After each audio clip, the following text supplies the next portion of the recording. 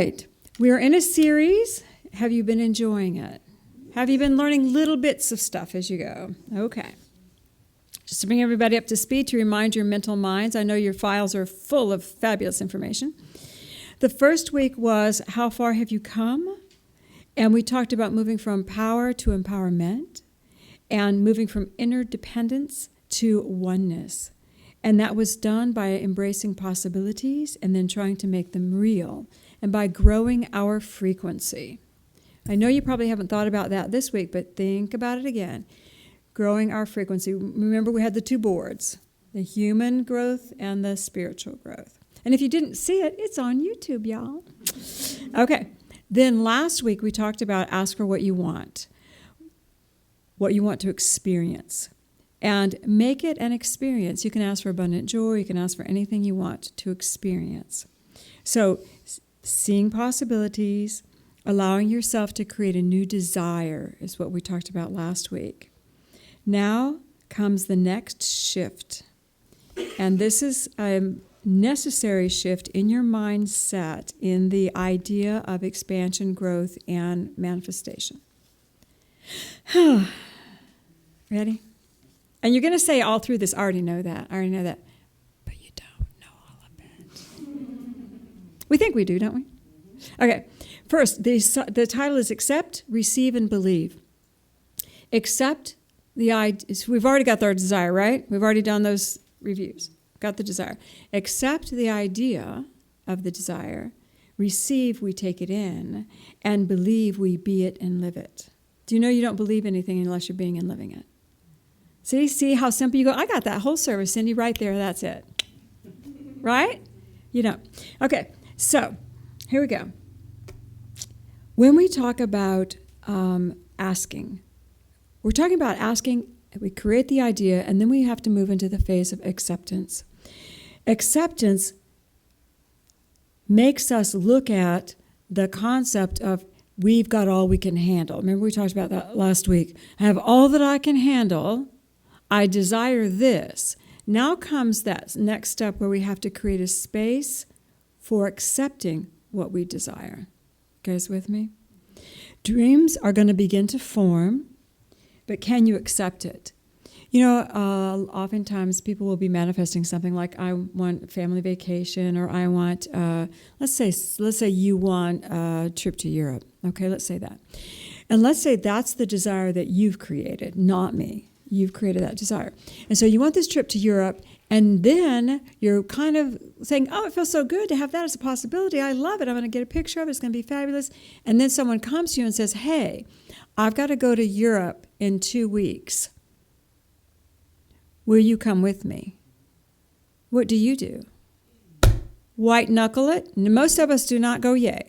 Most of us white knuckle it and say, so soon, I'm not ready. So soon, I'm not, yeah, passport, got my passport. Okay, why am I not ready? And we'll go through this whole list of things of why we're not ready to accept, much less receive. You know what I'm saying? I've spoken to so many people over the years who are trying to manifest a mate. The perfect man, the perfect boyfriend, perfect girlfriend. Mostly it's boyfriends, girls. Guys don't manifest the way you do. Perfect boyfriend. And boys do this too. And they meet or see someone that takes their breath away. And do you know what they do? They run the opposite direction. They run the opposite direction. Because not yet. It's not time. I can't accept it yet. See? Do you understand? So acceptance is a very necessary part of beginning to receive and experience those greater desires that we want to experience. So here's the one thing that I want to say to you. When the next year comes, no, I'll go next year to Europe. I'll take the next fellow that comes along. When the next one comes, why do you think you're going to be any more ready at that time? You know, unless you're consciously aware of what you're doing. So this is what Spirit said to tell you. If the universe brings you an opportunity to fulfill a desire, do you not think they've also worked out the details? Do you think they bring a carrot to you and they take it away? No, you can go to Europe next week, 2 weeks from now. And if you say, all right, I accept that into my world, do you not think the universe goes 1, 2, 3, 1, 2, 3, 1, 2, 3, all the details start laying out, and you are befuddled and bewildered by how easy it is. This is how it works when we are willing to actually accept the idea of what we've asked for. Is everybody with me on that one?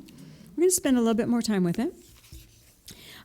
If we want to move from desire to acceptance, which means we're trying to create a space to say, yes, I really am meaning this, we can actually act as if. Act as if. I'm going to be going to Europe. I'm going to Europe. My passport's ready. I'm ready to go. I'm going to Europe. I'm acting as if. I'm going to buy that cute little outfit because that's going to look great where I'm going. I'm acting as if I'm going to get me some comfortable walking shoes because I'm going to be walking miles in Europe. Act as if. So you buy, you purchase, and you are allowing your brain and your consciousness to begin to accept this desire as more than a possibility, but as something that's coming to you as a reality. I'm accepting the idea of it. So acting as if, and then the other thing that is the old idea, that's the new idea, is creating space. If you want to accept, you create space, and every female who's looked for a male knows the cues. What do you do, ladies? We empty a drawer in our room, we clean out the garage, and we're telling the universe I'm literally creating space for some dude to come in and put his stuff in my garage or put something in a drawer. We're not emptying half the drawers, mind you, just a drawer. It's symbolic. So, but you guys with me? Creating space. We're opening a space so that in our brain we are accepting the idea as a part of our world. The desire begins the movement. The space is the current reality. And the space needs to be created so that we can accept it. Now, I'm trying to manifest a vacation. I'm creating this beautiful desire. Do you think I blocked the dates on my calendar? Yes, I did. Do I know where I'm going? No, I don't. I'm trying to also create a family vacation. Have I told the family the dates? Yes, I have. It's over 6 months from now, so they better get their vacations in order. Do you know what I'm saying? Do we know where we're going? Maybe, but not specifically. Do you see? So I'm acting as if I'm creating this space so that it becomes, yes, of course we're taking a vacation, and yes, it's a family vacation, and it's going to be fabulous. You hear what I'm saying? All right. Accepting an idea is really important. And I wanted to share a little story with you. Somebody needs to hear this. Okay? So this is, we're in the acceptance. Many years ago, 5, 7, I do not know how long ago it was, my mom died in, whenever she died. I don't remember when my mom died. But she died. And she stays in touch with me. Right? And so every Mother's Day, I would give my mom $100 in a card. That's just what I would do every Mother's Day with her. And so she's on the other side right now, and I said, okay, Mom, and it's like, okay, get a card, and I want you to write in that card.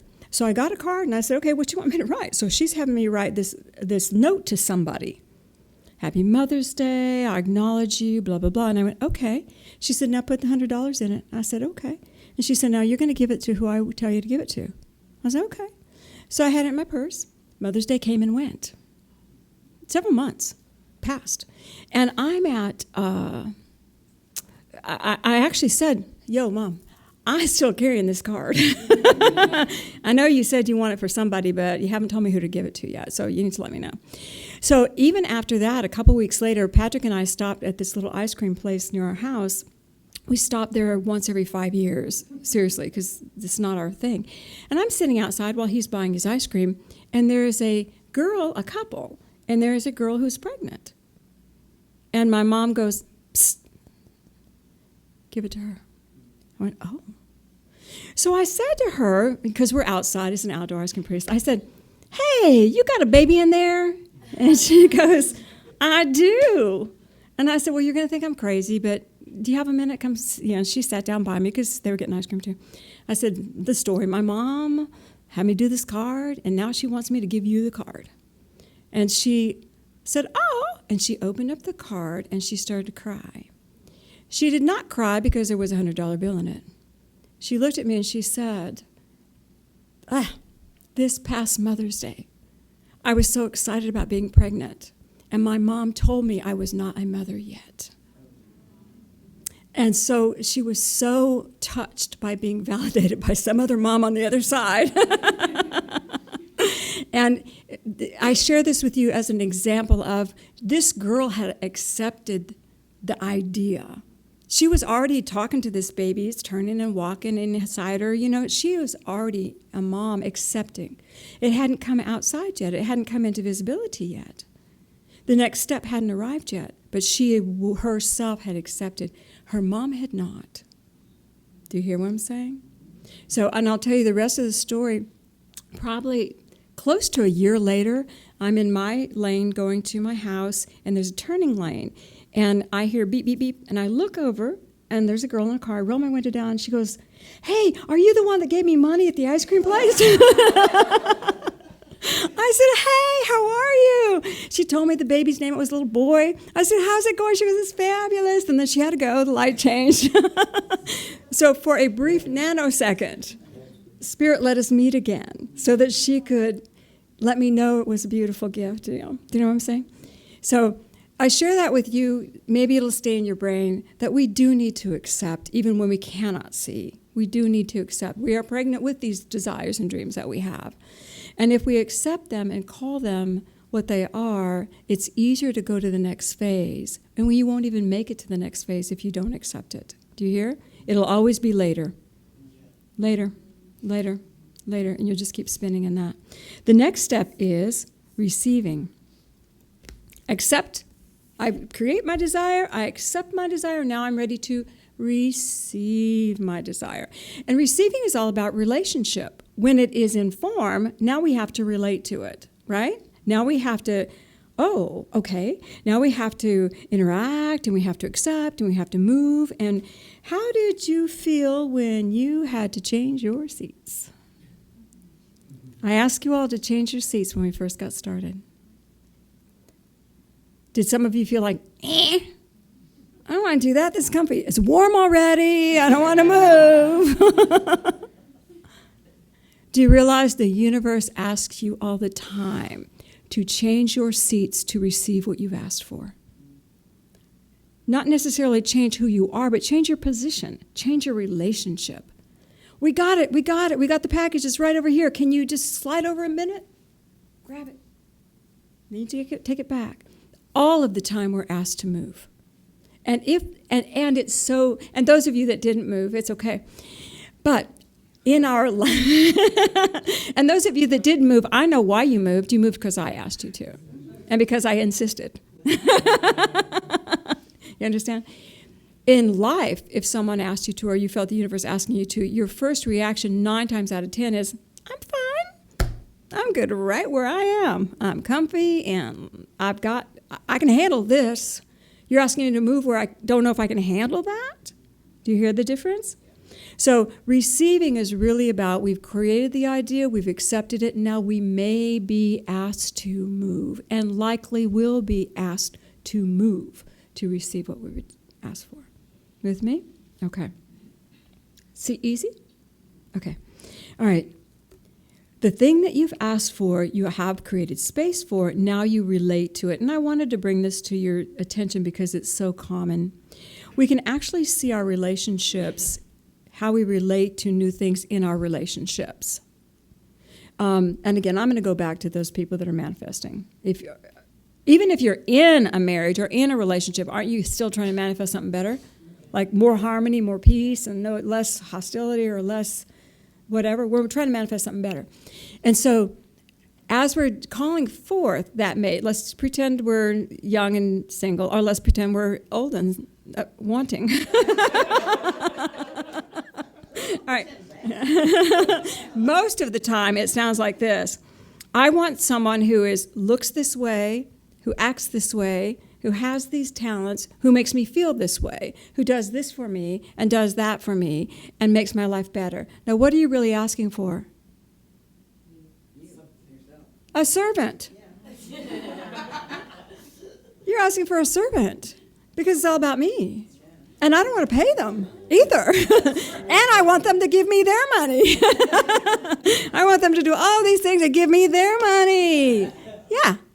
And then when you manifest someone and they start coming in and they're exactly what they're gorgeous, they're sweet, they're kind, they have all the qualities you want. But there's more. And then you have to relate to their desires and what they want and who they are. And you're going, universe, I did not have that on my list. I did not have that I want to jump through hoops as well. Or I want to give them my money. Or I want to do those things. That wasn't on my list. Do you see? When we receive anything, there is always movement required to relate to what we have brought in. Movement is required. If you want to be different, you've got to change. And you change by moving. You change by going, you change. It's a beautiful thing.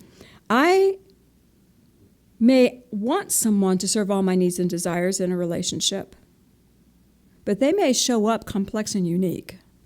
And I may get kind of what I want, but they're bringing something else that I didn't know I wanted, but I kind of like it. You hear what I'm saying? So we have this thing. Anyone who has had a child or been around a child that they love, and they think, oh, the child's going to be so fabulous, and the child's first job is to teach you to back off. I am me. I am unique. I'll sing the song you want if you applaud loudly enough. If you don't, I'm not going to. I choose what I want to do, whether you applaud or not. Do you see what I'm saying? You can train them to act to your applause, but they will also do what they want. They'll show up in their uniqueness. They'll show up in their beauty. They'll show up in their I amness. And they're training you. I am not you. I came through you, but I'm not you. Does that make sense? Okay. That came out a little stronger than I intended. It was supposed to be a sweet little point. All right. So relationships are all about having that ability to move, to accept, and to decide. Is this working? Is this something that I want? Can I handle it is what you're going to ask yourself. And I want you to think, how do I like experiencing this? And if you look at it that way, how can I experience it? You have more room for movement. Because they don't change who you are, they help you expand who you are. Make sense? Did everybody got receiving down? Okay. I want to soften the baby point. You don't realize how much expectations we put on little ones. We expect them to behave in a certain way. Even if they're not ours, we expect them to, I don't know, I picked up Hazel the other day at school, and these are 2.5-year-old babies. Every one of them was lined up in a line on their little haunches, sitting down on their butts, and the teacher was showing the ABCs. I went, how did she get that many 2-year-olds quiet in a line? And they were quiet and they were watching her. And it was amazing and it's a beautiful thing. But we don't want them always lined up. We want them to have equal time, and I'm sure the school does have equal rowdy time. But we need, as beings, we need to be aware, do we ask that of each other? That you have to always sit in that row and do what I want you to do? Or do we let each other and our relationships have rowdy time, have be yourself time? Does that make sense? Okay. Did that soften it a little bit? Okay. All right. Accept, receive. Now believe. Believe. Believe. Be and live it. Be and live it. You know, once you are a parent forever. So you are going to be and live that whether you want to or not. You're a parent forever. Be and live it. When we allow these desires to become real in our life, they actually change our level of consciousness. We actually lift our frequency and we actually become higher, more awake, more open to receive, because we can be it and live it. So the desire is fulfilled. It is now a part of me. I will always have the energy I desire, and then I can move into greater. I will never lose the energy I desire. I won't. I own it. It is in me. It's a part of me. Now, this level of consciousness that I'm living at, I am now being and living that possibility that started out as a desire. Got it? And you all know our problem with that one, don't you? You all say, I'll never have a better job. What if I have to go through a divorce? I'll never find anybody else. Did you find them? Are you being and living it? You will at least find that. If you lift up, you'll find greater. I'll never have a better job if you don't want one. But if you own, all that we have, the only thing we own is our consciousness. And everything that you have in your world right now is a part of your consciousness, and you own it. You guys own your homes, you own where you live, you own your cars, you own your clothes, you own your income. You own it all. It's in your consciousness. If we pick you up and put you in Alaska, you're going to have the same consciousness. You're going to end up with the same car, the same house, same relationship. You're going to reproduce. Once you have achieved any manifestation, it is easy to reproduce it because it's in you. That is being and living it. That's believing it. I believe. I'm not afraid. I believe. A lot of us, when we go to big movement in our world, I'm going to change careers. Big movement. If we're being and living what we have been, there is never a moment when we will not have that. I have never been unemployed in my life, ever. And I would give notice, 2 weeks' notice, when I was young and in corporate, when I was changing jobs. I never had a job when I gave notice. It's like, okay, we're done. I'm out of here. 2 weeks' notice, I always had a job before my last day. And my bosses would always say, could you extend your stay? And I'd say, no, I've got another job I got to go to. I'm starting on Monday. I was never unemployed. Do you think that I worry about being employed?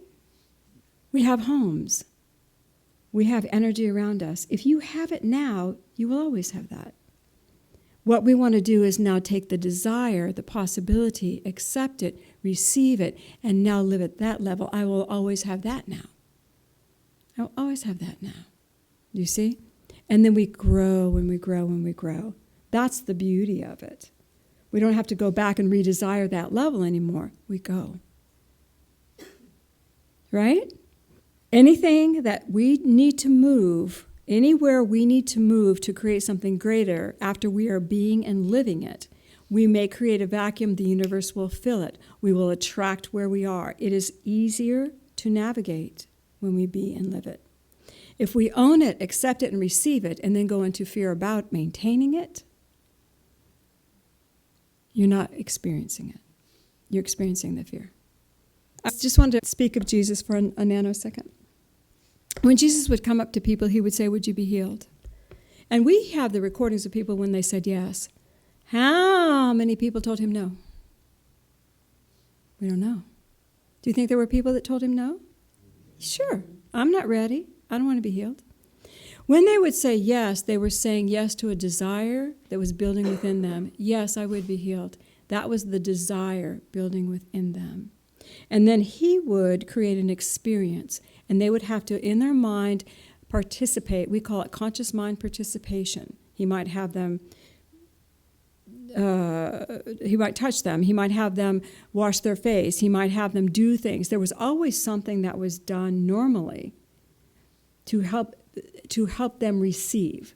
So their idea of acceptance, so they could accept the idea of healing, he would have them participate so that the space could be created. And then to receive, that's when the energy would move. He would send the energy and they could receive it. And what did he say to them every time after? Go and sin no more. Go and don't do what you've been doing. Go and own your healing. Go and own your healing. Live now at this new, healed, revitalized level of consciousness. And we know in the case of the lepers, that's a story everybody knows, that so many were healed, one came back and said thank you, and the others reproduced their illness. They did not hold it because they did not believe. They did not be and live the healing. They went back to where they had been that had created it. A lot of times this happens in healings. We can see it really easily. Someone will have a miraculous healing. They'll really feel the love of Father, Mother, God. They'll heal, but they'll go back to different types of experiences that that lowers their frequency and they recreate it. Takata's story is a beautiful story about Reiki, and there's beautiful healing stories in there, and there's several in there that she personally documented where it just couldn't be held. And we've seen it in the life of the Masters of Far East. Well, if we take the idea of healing, being and live it, think also about, take it to any level of your life, any level. When you get an aha, when you get an expanded consciousness, don't we want to be and live it? Don't we keep telling ourselves about it and do affirmations about it? When we manifest the desires of our heart, we never want to go back to that original space. We want to stay in that space of fulfillment. Being and living is about staying in the fulfillment of your dreams. Go and do what you need to do. And you guys understand, go and sin no more was a phrase that said, go and do not do anything that takes you off your path. The word sin was used to say it is taking you off your path. So anything that took you away from your path was a sin. So they would have understood that. Go and stay on your path. Go and stay on your path. So, how are you feeling? Desires being percolated? Opening up some acceptance? Ready to receive? Don't worry about moving chairs. Ready to receive? And now, ready to live. All right, let's go with it.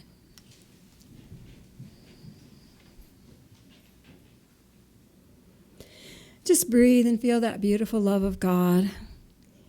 And just invite a beautiful column of light to come over you. It's a beautiful colored light that just engulfs you and creates a sacred space for you.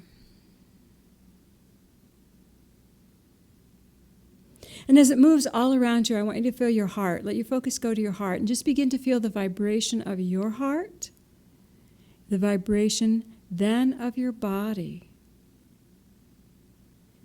and then of the light. And I want you to breathe the light into the heart so that the vibration of the heart and the body become one with the vibration of the light. Just breathe it in. Into my heart, it moves through my body, and now I'm one with the light. Feel the beautiful love of God pouring into you. Just imagine that presence of Jesus Christ by your side. His love, His peace.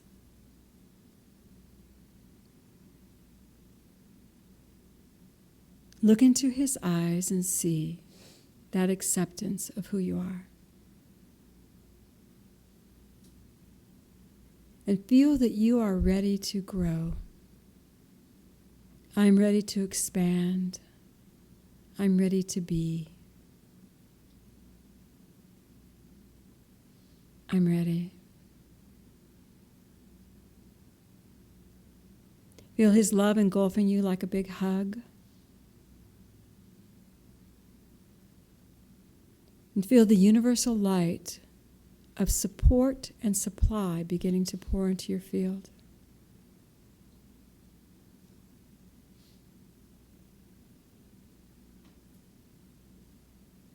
What do you want, the universe says?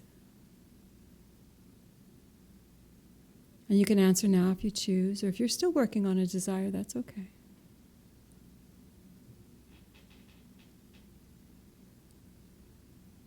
And feel the heart opening. I'm ready to take the steps to expand my experience on this planet. And I am so grateful.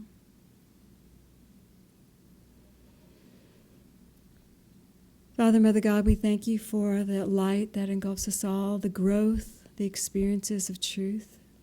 We thank you. Lift us up.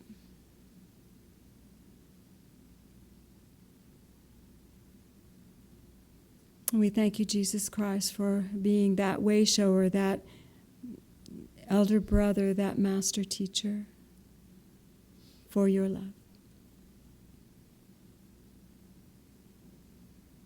And we thank you, Father, that each heart shines as your child. I want you to feel that love in your heart. Feel it moving through your body. Allow your focus to come to your chair, your fabulous, wonderful chair. Take a breath, send love into the room. And when you're ready, gently open your eyes.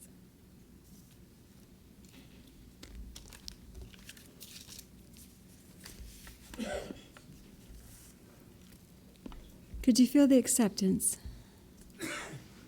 Notice I didn't take you through any of those steps, did I? Those are yours to do. And you'll do them in the right and perfect time, in the right and perfect way for you. And you know what? If you say, I'm not ready, next year's fine, that's okay. Just realize you're doing it. That's all. Just realize. Yeah, I'm consciously making a choice. Next year's fine. I'm going to work on something else. Say, I got it. Say, yeah, God. Yeah.